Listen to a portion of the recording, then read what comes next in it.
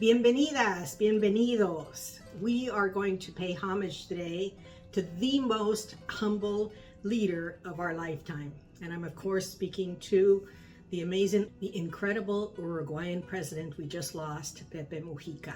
But first, this is Latina Literati.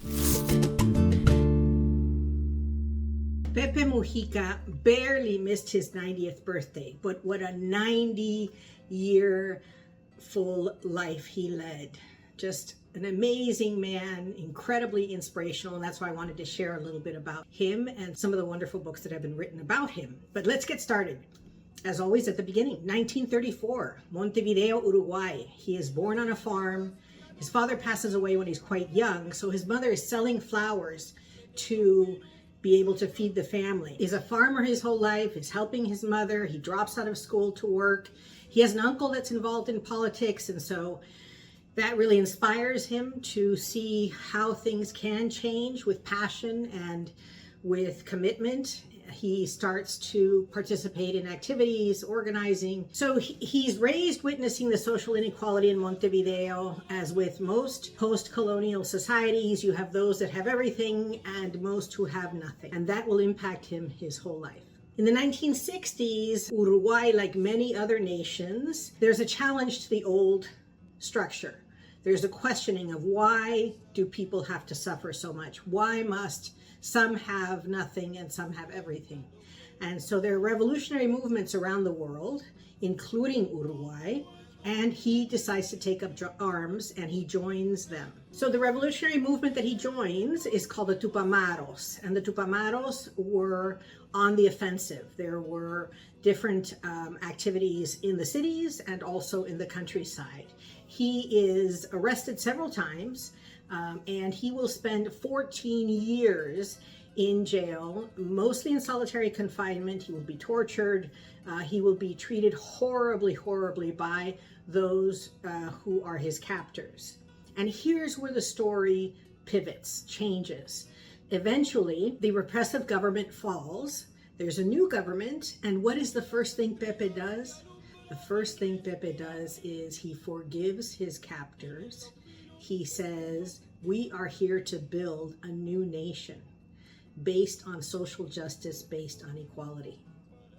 And so that is one of the first transcendental positions that he takes, and he will take many as he continues his work in the social justice movements of Uruguay, eventually gets elected, serves as minister for agriculture, and then eventually he is elected president. In the 1980s, Pepe trades his rifle for the ballot, and he is elected to parliament in 1995. And one of the first things he says is, I may not wear a tie, but I wear my people's heart with me always.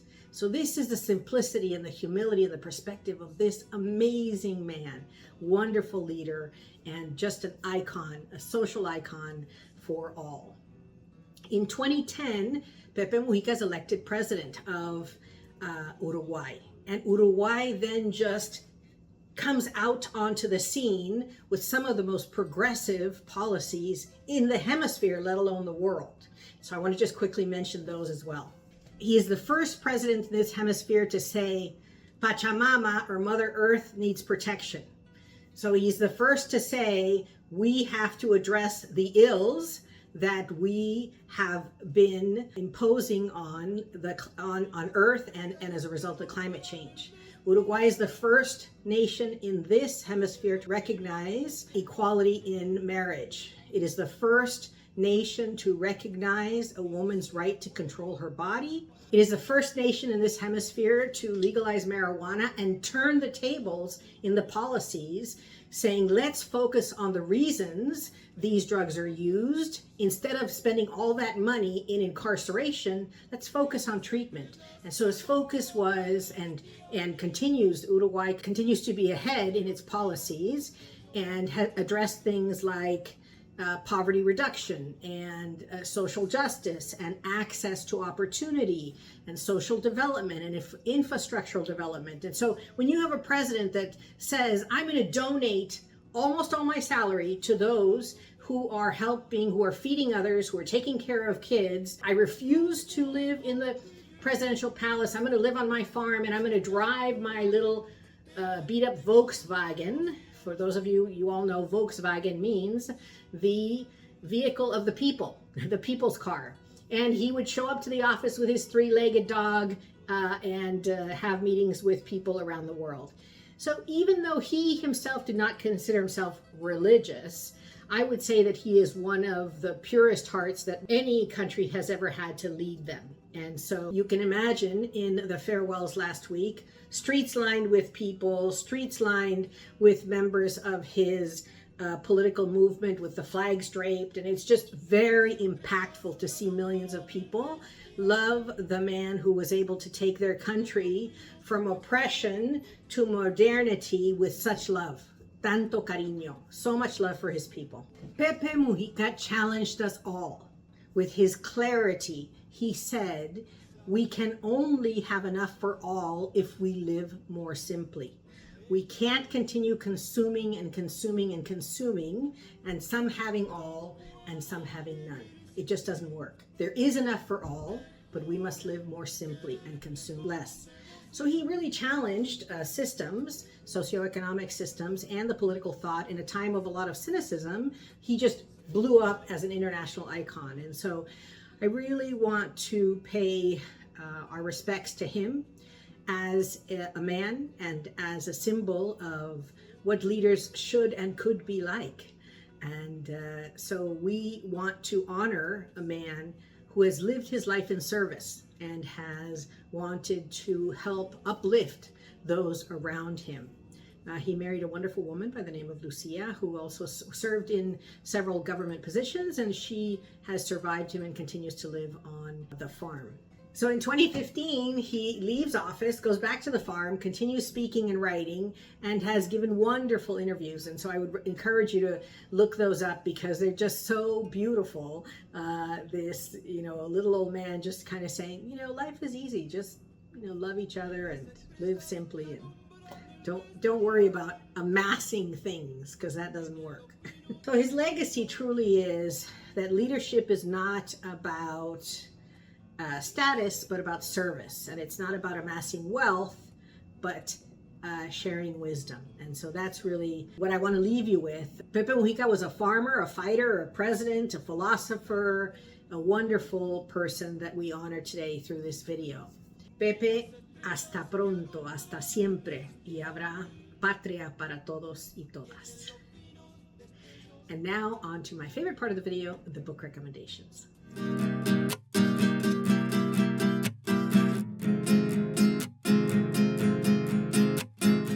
The first book I'm going to recommend is called Vote and See, A Conversation with Pepe Mujica. And as the title states, that's exactly what it is.